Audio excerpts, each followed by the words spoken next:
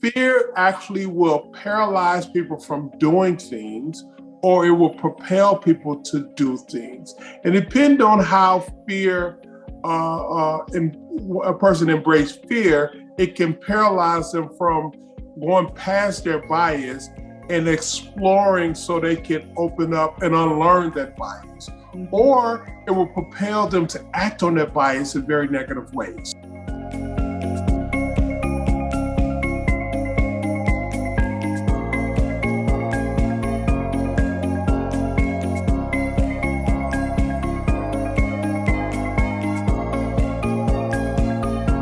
Good morning, everyone. I'm Friar, CEO of Nextdoor, the app where you can plug in to the neighborhoods that matter to you.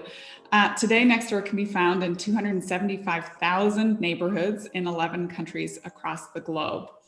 This morning, I'm honored to be in conversation with Derrick Johnson, the president and CEO of the NAACP. The goal of our discussion is going to be to drill down on how neighbors everywhere can work collectively to dismantle systemic racism and implicit bias. As we all know at Nextdoor, this work is never ending, but we are making some progress. Last week, we released our anti-racism notifications. This builds on products like Kindness Reminder that are really steeped in behavioral science. We work with some great experts like Dr. Jennifer Eberhardt at Stanford. And we're really focused on slowing people down, so getting them out of their bias brain, but also educating them. So I'm going to start by introducing Derrick, and then we'll dive straight into the topic at hand. Okay, Derrick? Absolutely. Great. So Derrick Johnson really doesn't need an introduction. He is the president and CEO of the NAACP, a title he's held since October of 2017. He's a longstanding member and leader at the NAACP and has really helped guide the association through a period of re-envisioning and reinvigoration. He was born in Detroit as an alumni of Tougaloo College in Jackson, Mississippi, has a JD from the South Texas College of Law in Houston, and also fellowships with the Congressional Black Caucus Foundation, the George Washington University School of Political Management, and MIT. And he also serves as an annual guest lecturer at Harvard Law School. He's a veteran activist, frequently featured on all mainstream media, advocating on behalf of the Black community and all of those from underrepresented minority groups. We are so honored that he joined our Neighborhood Vitality Board at Nextdoor in 2019, where he's added his tremendous counsel and has really stretched us on our welcoming platform efforts. So with that, let's dive into the conversation, Derrick, if we may. I'm going to start actually with a pretty deep question, a tough one, but I think it will set the scene for the neighbors who are listening in this morning. So as we together explore concepts of race, hate, bias, I think it's really important to lay a foundation for learning. So maybe you could just start us off by underscoring for the audience the origins of race. Is it a man-made construct? What does it really mean? And how is it impacting our humanity right now? Well, first of all, Sarah, I want to thank you and the entire Nextdoor team for diving into this head first. I mean, it is very important that we open up dialogue, build community, and establish trust and understanding. And that's really important to be a good neighbor. For NAACP, we really appreciate and value our partnership. And we also understand that race is a social construct. And in this country, that construct has been created to maintain power, domination, and control. The whole concept of whiteness is something that will be foreign today based on its original inception. The concept of whiteness was really a very narrow concept for only individuals who were male, white, Anglo-Saxon, Protestants. It's a very, very small group. And male, by sense that those were the only individuals who were entitled to certain rights, such as property ownership and the right to vote, the right to be full citizens under our Constitution. And then Anglo-Saxon Protestant really isolated other communities that we now consider white from even being a part of the exclusive club. Because if you was Irish Catholic, you was not considered white. If you was the Jewish faith, you was not considered white. If you was Italian, you was not considered white. Armenian and so many other communities that now that just automatically is considered a part of the white family. And it only changed, it began to change in the 20s, 30s, 40s, and for some communities in the 50s, when it became politically expedient. So it's a social construct. It is nothing about it that's genetic. And so we must always understand that. Secondly, it also stands on a platform that's a caste system, caste systems that we find in India and other countries. And unfortunately, it creates this norm of those who are privileged and entitled and those who are less privileged and entitled along a spectrum. So we have to be careful not to adopt this man-made social construct because it's based on artificial information that's not real. And it creates a level of division that impedes our nation, our communities, our neighbors from really living out their full potential. Yeah, I mean, there's so much in what you said. We could just make the discussion about that. But I think it's great to start with just a baseline and that education that you're giving neighbors. It's a short form education. Personally, I wasn't born in the United States, but just learning so much about US history even in the last year, frankly, to educate myself has been eye-opening. And it does you start to see the layers and you see the systems that are in place and how they're all interacting with one another, the financial system, the education system, the healthcare system, and so on. And it really does begin to open your eyes. Let's talk a little bit about that, because I would love to get your perspectives on how should we all be thinking about recognizing our own bias. Like, as you go out and talk to neighbors, what are some great kind of tips that you give, pushes that you give? Because it really does have to start with the I before we can get to the we. Yeah. So I always start with, we all have biases, and let's be honest about them. We have to embrace them and recognize them. We have bias among our family members. I have a drunk uncle. Some of my family members, they hate my drunk uncle, but I love my drunk uncles because he tells the most colorful jokes that are off the shelf that you don't want the kids to hear, but growing up, we embrace them. So we have our biases among our family members. We have our bias among those who are part of the same racial classification. We have our bias as it relates to women. The worst place you want to be in my household is in the kitchen when the women are gathering, talking about the chauvinistic men in the family. You don't want to be in that line of fire. And so we all walk into the room with biases. So first you have to recognize them. And then secondly, also accept that the most powerful emotion that humans have is the emotion of fear. Mm-hmm. Fear actually will paralyze people from doing things, or it will propel people to do things. And depending on how a person embraces fear, it can paralyze them from going past their bias and exploring so they can open up and unlearn that bias. Mm-hmm. Or it will propel them to act on that bias in very negative ways. So first start where we have biases, understanding that the emotion of fear is a powerful thing.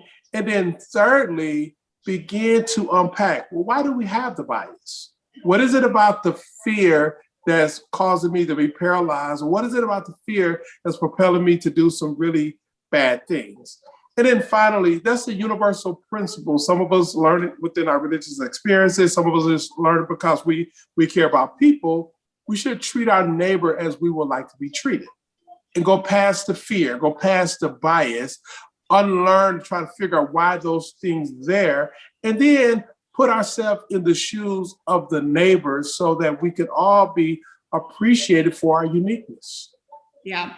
Again, there's so much in there that resonates. I think starting with recognizing your own bias, right? I grew up in Northern Ireland. Our deep-seated bias was religion. And even to this day, when I'm home, I feel this compulsive need before I continue a conversation with someone new that I've just met to figure out what their religion is before I can continue. And I have no idea why, because at this stage, I'm not going to say it doesn't matter, but it is compulsive. So that's number one. It's just so deep-seated. I really agree on the fear point. And one of the things personally I've found is even when I'm wading in to waters where I have fear of saying the wrong thing, doing the wrong thing, almost giving voice to that fear up front and saying, if I misspeak, if I misstep, it is coming from ignorance. Please correct me. You can be harsh about it, but I can't learn otherwise. And that has been a big unlock personally from the fear that you talk about. And then I think this slowing people down, because a huge, our fight or flight mechanism comes from this part of our brain. And when you spend time with someone like Dr. Eberhardt, she talks a lot about getting you back into this cognitive part of your brain. Yeah. So with that, we've actually tried to program some of that into even our technology at Nextdoor. So things like our kindness reminder that I just referenced is a little pop-up that happens in the app if you're writing something that we know is likely to get reported, right? You moron would be a politer but thing that would trigger the kindness reminder. And it's about, number one, just the fact that you see something that you have to read brings you from here to here. And number two, it implies that in a future state, you might get reviewed in some way. Similarly with the anti-racism notification, it's both trying to say that phrases like all lives matter are actually very hurtful. And so we have an educational moment in there. But what more can we do? You have been a really good push for us, you and many on our advisory boards. But what more would you like to see either Nextdoor doing or just broadly platforms, technology companies, and so on doing? Because we all have a part to play. It is really hard to break from this structural racial dynamic that we find ourselves in this country. And because Nextdoor is such an expansive platform with good reach, it's almost like a Nextdoor masterclass conversation that any of your members, they want to click on a video to talk about, why do you have the fear? What is this racial construct? And how do you break from this? You growing up in Northern Ireland, I mean, his long-standing historical differences based on religion. But from a person looking in from the outside, like, well, man, but everyone there, you're Irish. I mean, what's the issue here? Or if you live in Spain and you have the issue with the Basque in Spain, like, wait a minute, but it's all Spain, but it's not. Or you live in Nigeria and you see Yoruba and Hausa, and there's this historic tension there. And from the person looking from outside, you don't even see the difference in the people, but they recognize, or the United States. Our racial construct is so foreign to someone who come here from another country. You really say, like, what is really going on here? And so Nextdoor using the platform to create those moments where people can understand, why are these differences existing and so systemic in society? Where do they come from? And what are some of the things that can be done so we can break loose from this social construct? Yeah. And I really liked when you said, remembering that with your neighbor, do to your neighbor what you would have them do to you, that effectively we recognize each other as humans. And in that story, sometimes that's the greatest moment where you get far beyond what's happening at a political level or at a macro level, because it's just human to human at that point, right? Your heart is there. I just have a saying that your uniqueness is your genius. And if we could just lean into each other's genius, and which is their uniqueness, there are some profound learnings, there are some great experiences, and there's some outstanding sharing. I mean, can you imagine having a world without Aretha Franklin? Of course not. Right? Because it's the richness, the power of her voice, but that voice is informed from her experience, and her experience is embedded in culture that's like a grape on a grapevine that had to go through some adversities, but out of that comes this beautiful voice. Yeah. And we all have a uniqueness. And if we can just lean into our neighbor's uniqueness, we find the genius. Yeah, I'm going to be singing some really good. One thing I'm really impressed with what you've done in your leadership of a big organization like the NAACP is being able to reach just so many different generations. And in particular, we see the young generation today really coming to the fore and not just asking for change, but making change happen. I guess a question for you, what's the best way to show that generation that's up and coming that a place like Nextdoor is a resource for them, for organizing, for community building? And what are the things that you've learned as you've reached across, all generations from, maybe our baby boomers the whole way down into Gen Z and so on? But yeah, I can recall about 7 years ago, there were a group of civil rights activists, most of them were SNCC veterans, mid-70s. We were organizing an event for them, and one of the veterans, a mentor of mine, Corner Cox, he said, we need to have an intergenerational dialogue. I said, okay, we'll love to do it. And much of my training was around intergenerational approaches because in the African-American experience around advocating for justice, our most successful movements have always been intergenerational. The wisdom of our elders, the energy of our young people, and the continuity of those in between age. That's really important. A platform like Nextdoor, is almost like getting a set of young, energetic individuals and walking them through the platform to say, how would you use this platform to engage other individuals through an experience that allow us to really get to know our neighbor, to embrace our neighbor, but most importantly, to appreciate one another as neighbors. So there's no more us versus us, young versus old, male, female, and really allow that energy to just bubble up. I'll be quite honest with you. Technology is evolving so fast, it's almost saying to young people, show me the way. Mm-hmm. Show me the way. I agree. As the mom of teenagers, that is for sure in my household a lot of the time. But I think also explaining to this generation, there's something about this power of proximity and the power of local, because you can also find a lot of common ground locally. Yes, we care about big, national, even international movements. Black Lives Matter has been a great example. But what can you do on a local level as well that can really help change? Because sometimes I find, if I were critiquing my teenagers, they are hidden behind that pane of glass often. And yes, they're connecting across the globe with people who have similar interests, similar beliefs, often who want to be activated with them. But there is such power in the proximity. I mean, COVID notwithstanding, just getting together and feeling that energy of the people around you. Don't forget that too. And I also have teenage kids. I'm trying to figure it out. Quite frankly, growing up, if you wasn't outside playing with, your neighbors and kids, something must have been wrong, right? So it's a new reality. It's a way, how do we get that balance between making sure kids and young people and all of us get out to get to know each other, to actually be in close proximity as possible, considering the pandemic, so that we can experience and appreciate one's uniqueness. And maybe that's something that as a platform that with such broad reach, we could begin to explore, figure out how do we get people to focus local, appreciate neighbor, and seek ways to do things together to make the overall community better. Yeah. Ironically, ahead of the pandemic, we were sponsoring neighbors' tables, the idea of breaking bread together. And we put that a little on hold, but I would definitely want to bring that back.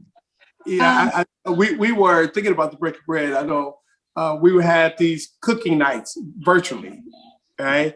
Now that some of us are able to get past virtual because we've gotten the vaccine and we've quarantined enough, we're looking to continue that, but in person. Yeah, which there's nothing better. Nothing better. Okay, this has been a fabulous conversation. I'm going to bring it home with a final question, which is really for neighbors who want to better counteract their own bias. A lot of what we have just talked about, who want to foster a better sense of inclusion and belonging in their own communities. What resources would you recommend? And maybe one final thing I always ask, I do a lot around women and women in business, and I always say, what is the one action you want the person listening to take in this next week? So I'll leave you with those two questions. Well, the last question, be open. Absolutely be open. Recognize that we all walk in a room with a bias. but begin to unpack why do you have the bias and be open to listen. But the first question you ask is actually the most difficult because it is so embedded in that fear. Is that fear of saying the wrong thing? Is that fear of not saying anything at all? Or is that fear of even being in proximity? And understanding why that fear exists, but let's flip it. Put yourself in the other person's shoes. Why should the fear exist? And then if you see someone is struggling, be open to embrace so you can help tear down the fear. You know, one of the most frustrating things that I have seen are these racial reconciliation tables. In my opinion, probably 70, 80% of them, they don't work. Because what happens, you get Black and you get white sitting at the table, and the more you explore, you know, the white at the table feel guilty and Blacks get angry.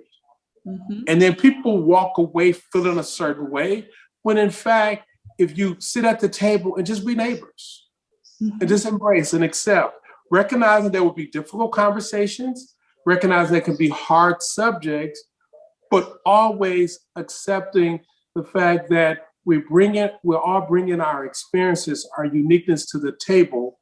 So be open enough to hear without reacting, and be smart enough to develop some empathy, because one's experience is one's experience. It's not for you to agree or disagree with. Yeah, I love that actually. John Hope Bryant, who sits on our board, always says, God gave us 2 ears and 1 mouth, so we listen twice as much as we speak. And yeah. I think that is exactly right. The ability to listen and just take it in without feeling the defensiveness of having to explain away why that person's lived reality is not what you've perceived it to be. Yeah, that is just wonderful advice, and I think something all of our neighbors can really take to the bank this morning. Thank you, Derrick. Your time is incredibly valuable. I feel so honored on behalf of all of Nextdoor, on behalf of all of the neighbors that we serve. Thank you for taking the time. Thank you for your words of wisdom. And you know that you make a difference every single day, not least with just what you've given us in this quick morning conversation. Thank you. Although, thank you for being the leader that you are for the platform. Many platforms have chosen different directions, but you have embraced a direction that builds community and strengthens neighbor. Thank you.